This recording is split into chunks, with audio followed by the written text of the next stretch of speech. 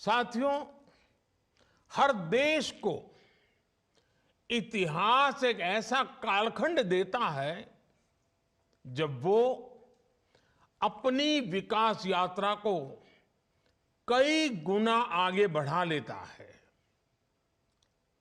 ये एक तरह से उस देश का अमृतकाल होता है।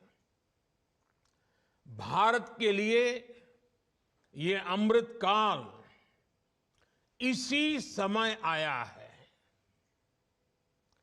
ये भारत के इतिहास का वो कालखंड है जब देश एक क्वांटम जंप लगाने जा रहा है। हमारे इर्द गिर्द ही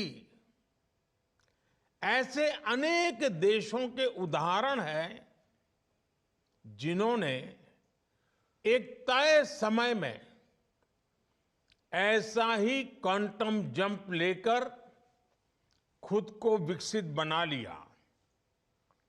इसलिए ही मैं कहता हूं, भारत के लिए भी यही समय है, सही समय है।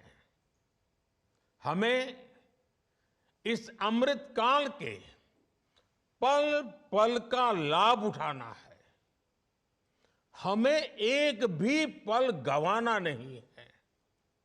साथियों, हम सभी के सामने प्रेरणा के लिए आजादी का हमारा लंबा संघर्ष भी है।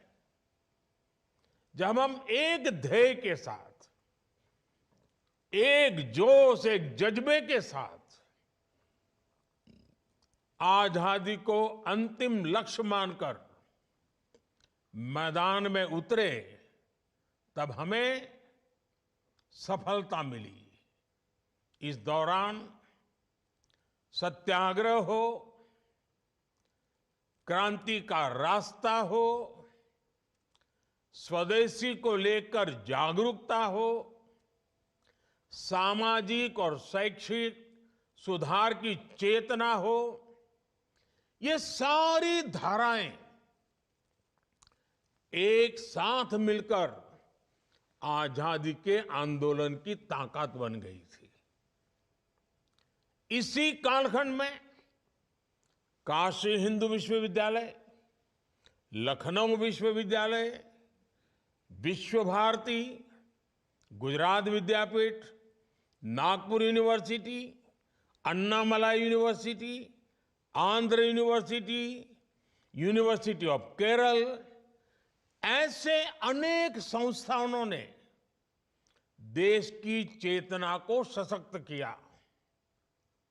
यही वो कालखंड था जब हर धारा में युवाओं के भीतर आजादी को लेकर नई चेतना का संचार हुआ।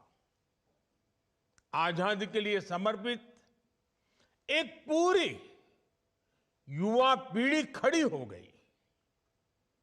एक ऐसा विचार देश में बन गया कि जो भी करना है वो आजादी के लिए करना है और अभी करना है।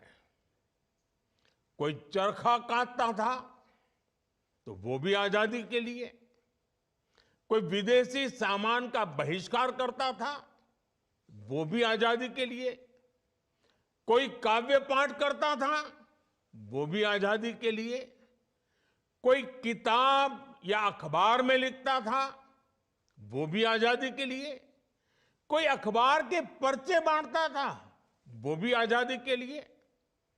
ठीक इसी तरह आज हर व्यक्ति, हर संस्था, हर संगठन को इस प्रण के साथ आगे बढ़ना है कि मैं जो कुछ भी करूंगा वो विकसित भारत के लिए होना चाहिए।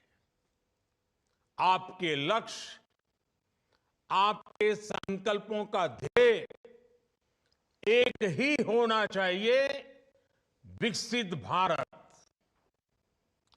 एक शिक्षक के तौर पर आप ये सोचें कि ऐसा क्या करेंगे कि विकसित भारत के लक्ष्य में देश की मदद हो।